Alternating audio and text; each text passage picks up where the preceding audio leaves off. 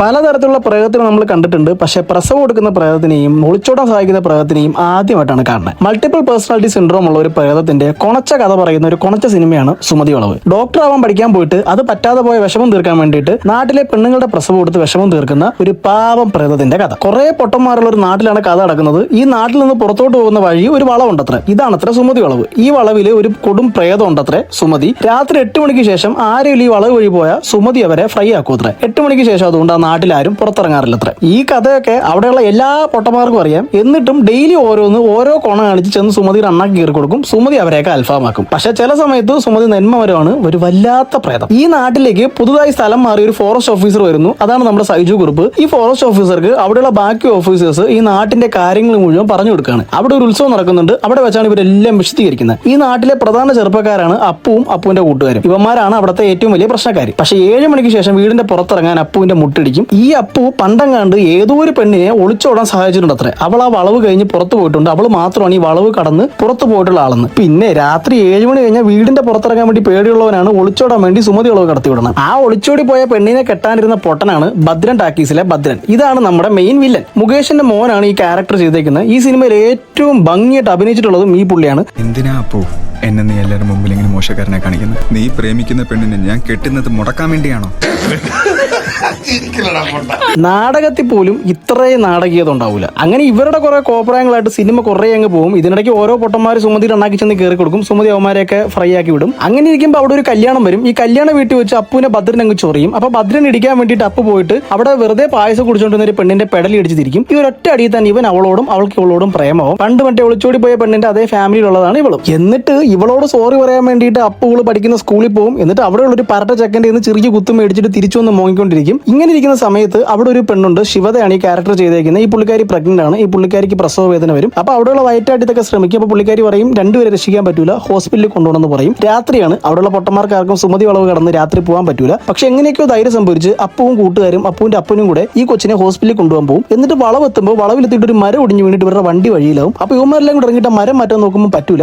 അത് കഴിഞ്ഞ് ഇവന്മാർ തിരിച്ചു നോക്കുമ്പോൾ ഈ പെണ്ണിനെ അവിടെ കാണൂല. അങ്ങനെ ഇവന്മാർ ആ വളവിൽ ഇറങ്ങി കാട് മൊത്തം തെരിയുകയാണ്. ഈ പെണ്ണിനെ എവിടെയാന്ന് ഓരോരുത്തന്മാർ ഓരോ സ്ഥലത്ത് വെച്ച് കാണും. പക്ഷെ അതൊക്കെ സുമതിയാണ്. പക്ഷെ ഏറ്റവും ഹൈലൈറ്റ് എന്ന് പറയുന്നത് അപ്പുവിന്റെ അപ്പൻ ഒരു സ്ഥലത്ത് വെച്ചിട്ട് ഈ പെണ്ണിനെ കാണും. അപ്പൊ പുള്ളി ഒരു മാസ് ഡയലോഗ് അടിക്കും. പ്രേതം വരെ ചമ്മലുകൊണ്ട് ഓടിക്കാണും. ഇല്ല, പുള്ളിക്കാരി ഒരു വാക്കിങ്ങിന് പോയിട്ട് വന്നിട്ട് പ്രസവിക്കാന്ന് വിചാരിച്ചു. എടാ ആരുടെ ഇതൊക്കെ എഴുതി കൂട്ടിയത്? എന്നിട്ട് ഉമ്മാർ ഇതൊക്കെ കണ്ട് പേടിച്ചിട്ട് തിരിച്ചു വരുമ്പോൾ ഈ പുള്ളിക്കാരി ഇതേവിടെ ഡെലിവറിയും കഴിഞ്ഞ് കൊച്ചുമായിട്ട് കിടക്കുന്നു. സുമതി വന്ന് പ്രസവം എടുത്തിട്ട് പോയി. ഡോക്ടർ ആവാത്തതിന്റെ വിഷമം പുള്ളിക്കാരി ഇവിടെ അങ്ങ് തീർത്ത്. അത് കഴിഞ്ഞ് പിറ്റേ ദിവസം രാത്രിയായപ്പോൾ ആരൊക്കെ ഉമ്മാരെ കൊണ്ട് ആശുപത്രിയിലിട്ട് ഇവന്മാർക്കൊക്കെ പേടി വന്ന് പനിയായി വിറച്ച് അവിടെ കിടപ്പുണ്ട് ഉമ്മാരെല്ലാം കൂടെ. അത് കഴിയുമ്പോൾ നേരത്തെ ഒടിച്ചോടി പോയ പെണ്ണിന്റെ സഹോദരനായ മഹേഷ് പട്ടാളത്തിലായിരുന്നു. ആ മഹേഷ് തിരിച്ചു വരും. ഗോകുൽ സുരേഷൻ ഈ ക്യാരക്ടർ ചെയ്തേക്കുന്നത്. ഈ മഹേഷും അപ്പും തമ്മിൽ കാണുമ്പോൾ തൊട്ട് പ്രശ്നങ്ങളാണ്. കാരണം ഇവർ നമ്മൾ പണ്ട് ചങ്കായിരുന്നു. ഈ പെണ്ണ് ഒളിച്ചോടി പോകുന്നതിന് അപ്പു സഹായിച്ചു എന്ന് പറഞ്ഞിട്ട് ഇവർ അപ്പുവിനെ മെക്കിട്ട് കയറും. അവളുടെ വീട്ടുകാർ പറയുന്നത് അവൾ ഒളിച്ചോടി പോയിട്ടില്ല, അപ്പു ഇവളെ കൊന്നിട്ട് ചുമ്മാ കഥ ഇറക്കുന്നതെന്നാണ്. അങ്ങനെ ഇരിക്കുമ്പോൾ വീണ്ടും കുറെ പൊട്ടന്മാര് നാട്ടിലേക്ക് വരും. അങ്ങനെ വരുന്നൊരു പൊട്ടനാണ് ഒരു പോലീസുകാരൻ. ഈ പോലീസുകാരൻ രാത്രി വരുമ്പോൾ തന്നെ സുമതിയെ കിട്ടുമെന്ന് പറഞ്ഞ് നേരെ ചെന്ന് സുമതി അണ്ണാക്കി കയറിയിട്ട് സുമതി അവന്റെ കാർ ഫ്രൈ ആക്കി വിടും. പിറ്റേ ദിവസം ഹോസ്പിറ്റലിൽ നിന്ന് വരും. അപ്പൊ അവന് പിന്നെ പേടിയാവും. ഇവനെന്ന് പറഞ്ഞാൽ ഈ ഭദ്രന്റെ ഇവരുടെ ആളാണ്. ഇവരുടെ എല്ലാവരുടെയും കോമൺ എനിമിയാണ് നമ്മുടെ അപ്പു. അങ്ങനെ അപ്പുവിന്റെയും മറ്റേ പെണ്ണിന്റെയും പ്രേമം ഇങ്ങനെ പൂവിലിഞ്ഞുകൊണ്ടിരിക്കുമ്പോൾ ഈ പോലീസുകാരൻ കാണുന്നു. പോലീസുകാരൻ കണ്ടിട്ട് അവളുടെ വീട്ടിൽ പറയും. അവളുടെ വീട്ടിൽ പറയുമ്പോൾ അവൾക്ക് വേറെ കല്യാണം ആലോചിക്കും. ഈ വേറെ കല്യാണം ആലോചിക്കുന്ന ആരെന്നറിയോ? ഭദ്രൻ ടാക്കീസിലെ ഭദ്രനെ.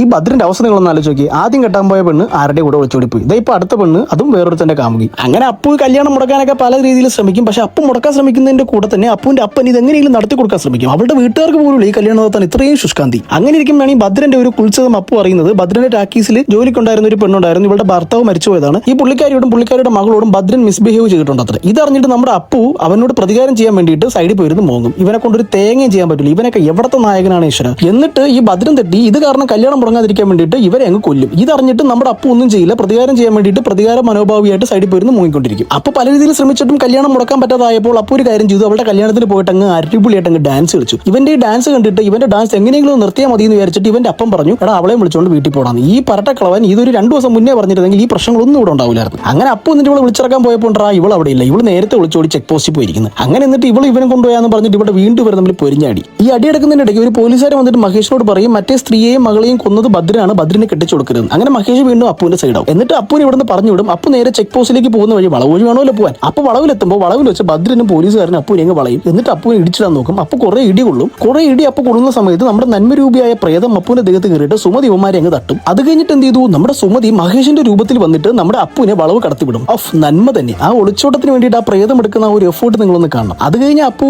കുറച്ച് കുത്തി നേരെ ചെക്ക് പോസ്റ്റിൽ വരും. അപ്പൊ ആ പെണ്ണോട് ഇരിപ്പുണ്ട്. പിന്നെ ഇവരുടെ പ്രണയ മുഹൂർത്തങ്ങളാണ്. അത് കഴിഞ്ഞ് പിറ്റേ ദിവസം രാവിലെ നാട്ടുകാർ മൊത്തം ചെക്ക് പോസ്റ്റിലെത്തും. ഇവരുടെ കല്യാണം നടത്തി കൊടുക്കില്ല എന്ന് പറയും. അങ്ങനെ പ്രശ്നങ്ങളായിരിക്കുന്ന സമയത്ത് പണ്ടങ്ങാണ്ട് ഒളിച്ചോടി പോയ ആ പെണ്ണ് തിരിച്ചു വരും. തിരിച്ചു വന്നിട്ട് അവൾ പറയും അപ്പു അല്ല ഇവളെ കടത്തി വിട്ടത്, ഇവളെ സ്വന്തം ഇഷ്ടത്തിന് പോയതാണെന്ന് പറയും. ഇവൾ ആരുടെ കൂടെ പോയതാണെന്ന് അറിയോ, നേരത്തെ ഇവിടെ തലമാറി വന്ന ആ ഫോറസ്റ്റുകാരനോട്. അങ്ങനെ ഇവർക്ക് എല്ലാവർക്കും വീണ്ടും ഓക്കെ ആയി. അപ്പുവിന്റെ അവളുടെയും പ്രണയം പോവുകയും അവരുടെ കല്യാണം നടത്തി കൊടുക്കാൻ നേറ്റു. അത് കഴിഞ്ഞ് അത്ര ഇവർ അറിയുന്നത് അപ്പു തന്നെയാണ് കടത്തിവിട്ടത്. പക്ഷെ അപ്പു അല്ല, അപ്പുവിന്റെ വശത്തിൽ സുമതിയാണ് അത്ര ചെയ്തത്. അങ്ങനെ നല്ലവളായ ഡോക്ടർ സുമതിയുടെ കഥ പറയുന്ന സിനിമ ഇവിടെ അവസാനിക്കുകയാണ്. ആസ് പെർ റിപ്പോർട്ട്സ് ഈ കൊണച്ച വളവിന് ഒരു സെക്കൻഡ് പാർട്ട് ഉണ്ട്. ഈ അവരതോ നമ്മൾ കാണേണ്ടി വരും.